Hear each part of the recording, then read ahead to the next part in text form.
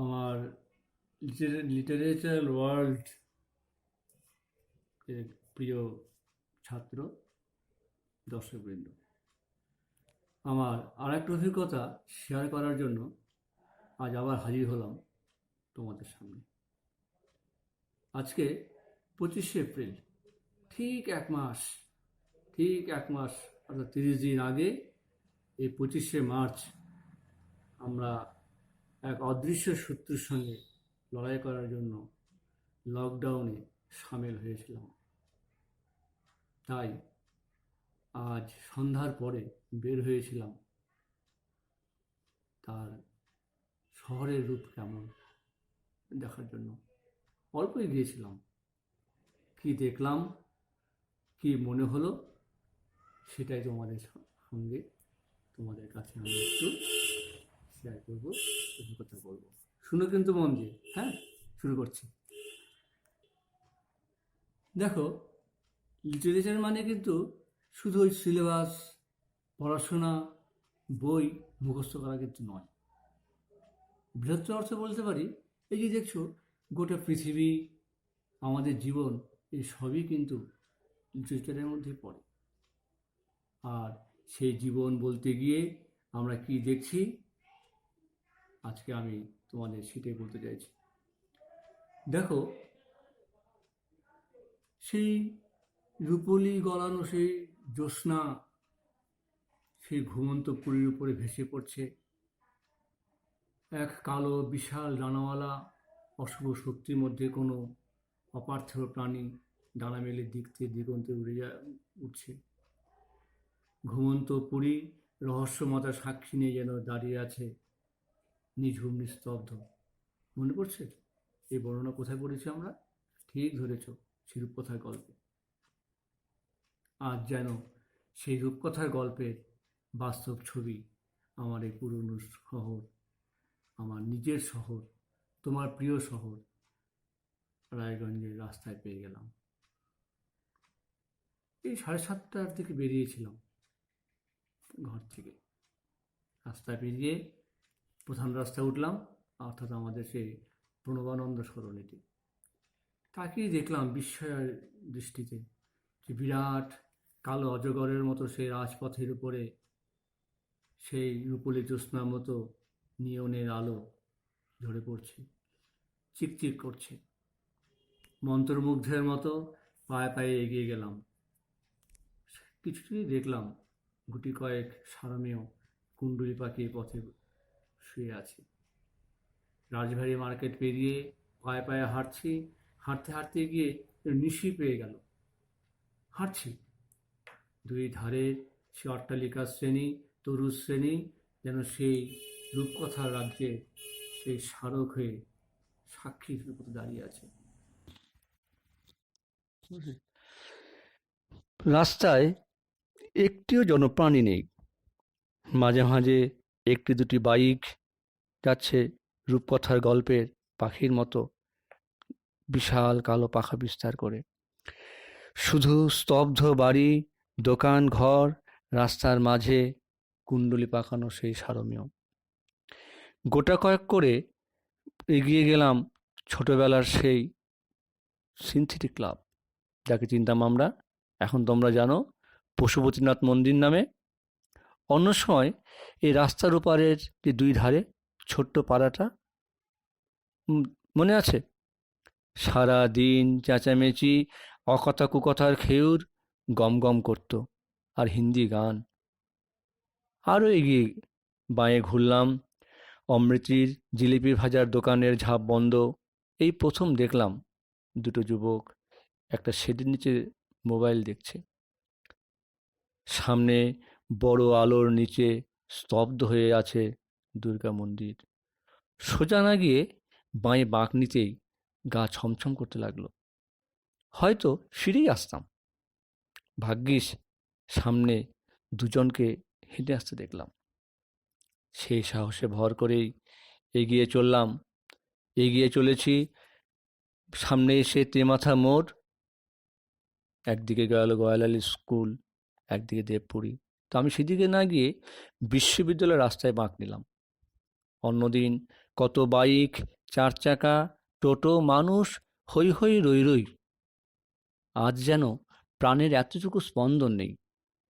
নিস্তব্ধ বাড়িঘর, সারি সারি।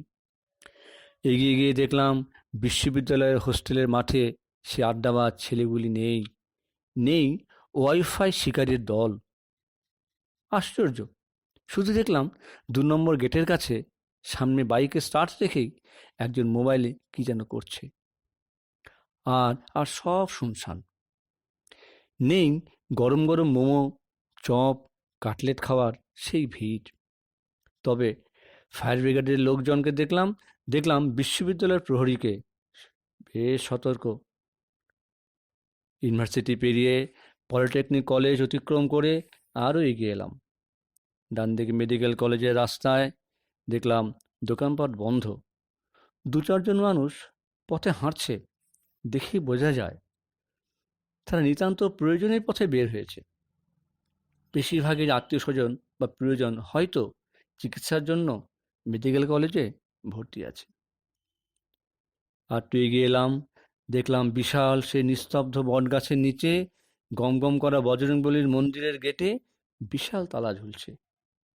বুঝলাম বিশ্ববাসীর সঙ্গে আমাদেরও প্রার্থনা আজ মঠ, মন্দির, গির্জা, মসজিদে নয়, আইআইটি বা পৃথিবীর বিখ্যাত ল্যাবরেটরির দিকে, যেখানে সে ক্ষুদ্র দানব তার বৃহৎ পক্ষ বিস্তার করে আমাদের গ্রাস করতে আসছে। সে কোভিড-19, তাকে পরাস্ত করার জন্য ২৪ ঘন্টা অনলসভাবে যা সাধনা করছে, সে বিজ্ঞানের সাধকগণের দিকে আমরা তাকিয়ে আছি। ওষুধের দোকানগুলি যথারীতি খোলা, কিন্তু ক্রেতা কোথায়? আরও এগিয়ে গেলাম, যাচ্ছি বাই স্টেট ট্রান্সপোর্ট ডিপো। একটু থমকে দাঁড়িয়ে পড়লাম। কত যাত্রী, কত যান্ত্রিক শব্দ, কত হৈ হৈ, কত গোলযোগ। এই সময় এই জায়গাকে মুখরিত করার কথা ছিল না? কই, আজ কোথায়? একটা চরম সত্য অনুধাবন করলাম। কনজামশন না হলে ডিজেল, পেট্রোল সত্যি মূল্যহীন। আরব দুনিয়া এখন কেমন আছে খুব জানতে ইচ্ছে করে। যারা পেট্রো ডলারের গর্বে অন্ধ হয়ে ওপেকের মাধ্যমে গোটা বিশ্বকে মাঝে মাঝে হুমকি দিত সব স্তব্ধ করে দেওয়ার জন্য, কই তাই গর্বিত কণ্ঠস্বর আজ কেন শোনা যায় না? সেই দুবাইয়ের সেই প্রায় ৯০০ মিটার উচ্চতা সেই বিশাল ইমারতে তারাও আজ সেই ঠেলাওয়ালার মতো প্রাণ ভয়ে ভীত, সমস্ত কিছু বন্ধ করে লকডাউনে। আরও এগিয়ে গেলাম, একটু এগোতেই বাঁয়ে একটা রোল সেন্টার ছিল না? তাই তো, অন্যদিন গোটা ৫০ ছোট ছোট টুলে একটু জায়গা থাকে না, সব ভর্তি। আজ সব কোথায়? তার মানে এগরোল, চাউমিন না খেলেও দিব্যি বাঁচা যায়, তাই না বন্ধু? আরও এগিয়ে গেলাম, যেখানে কিছুদিন আগে কি একটা বিশেষ উপলক্ষে মনে আছে, খুব কম দামে এগরোল দেওয়ার দিন ঠিক হয়েছিল। প্রায় ৫০০ লোকের ভিড়, ঠেলাঠেলি, এমনকি পুলিশকে এসে সেই ভিড় সামলাতে হয়েছিল। হ্যাঁ, সেই দরজাতেও তালা। অবাক কাণ্ড। একটু এগিয়ে যে ডান দিকে তাকিয়েছি, মনে আছে? দেখছি সেই বিশাল বিরিয়ানি রান্না করছে, লাল সালুতে বেঁধে রাখতো। সেগুলি কোথায়? যাদের বিরিয়ানি না খেলে দিন কাটতো না, নিজেদের দিনটাকে ব্যর্থ মনে করতো, তারা না খেয়ে সুস্থ আছে তো? বিদ্রোহী মোড় পেরিয়ে ৮টা ৩০ মিনিটে বাড়িতে ফিরে এলাম। খুব বেশি নয়, মাত্র ৩.৫ কিলোমিটার পথ পেরিয়েছি ওই ৩০-৩২ মিনিটে। কি এক বিচিত্র অভিজ্ঞতা নিয়ে ভাবতেও পারবে না প্রিয় বন্ধুরা।